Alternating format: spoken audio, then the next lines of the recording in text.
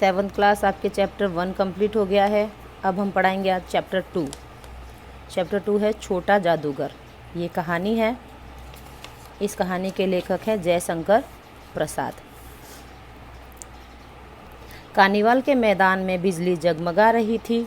हंसी और विनोद का कलनाद गूंज रहा था। कार्निवाल मतलब एक खेल का मैदान होता है जहाँ पर करतब वगैरह दिखाते हैं, जैसे सर्कस होता है ना, वैसे।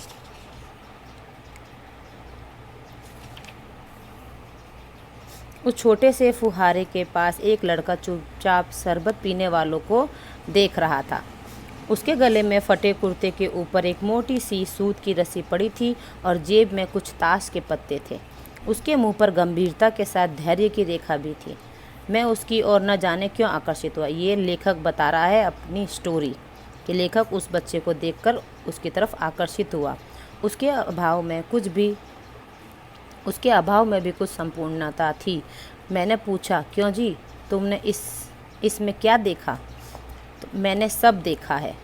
यहाँ चूड़ी फेंकते हैं, खिलौनों पर निशाना लगाते हैं, तीर से नंबर छेदते हैं। मुझे तो खिलौनों पर निशाना लगाना अच्छा लगा। जादूगर तो बिल्कुल निकम्मा है। उससे अच्छा तो ताश का खेल तो मैं दिखा सकता हूँ। यानी वो जो लड़का है, छोटा जादूगर नाम से उसको पुकारा है लेखक ने, वो बता रहा है, लेखक को बोल रहा है ये कि इससे अच्छा गेम तो मैं दिखा सकता हूँ। उसने बड़े जोश से कहा।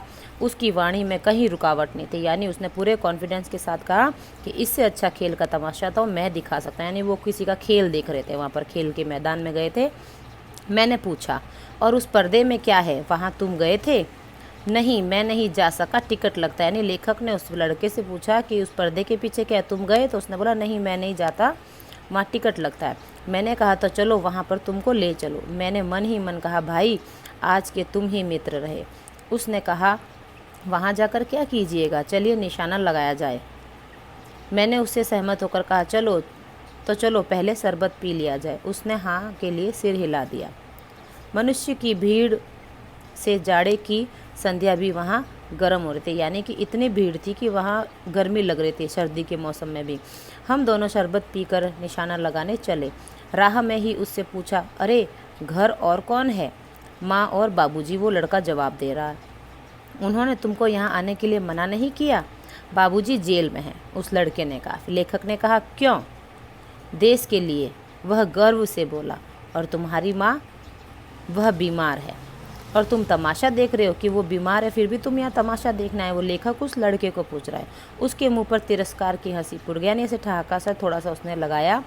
उसने कहा, तमाशा देखने के लिए नहीं, दिखाने के लिए निकला हूँ। यानी कि पैसे कमाने के लिए निकला हूँ, यहाँ पर एंजॉय करने के लिए नहीं आया हूँ। कुछ पैसे ले जाऊँगा तो माँ को पथ्य दूंगा। पथ्य मतलब जो रोगी होता है उसको जो खाना दिया जाता है उसको पथ्य बोलते हैं, भोजन को।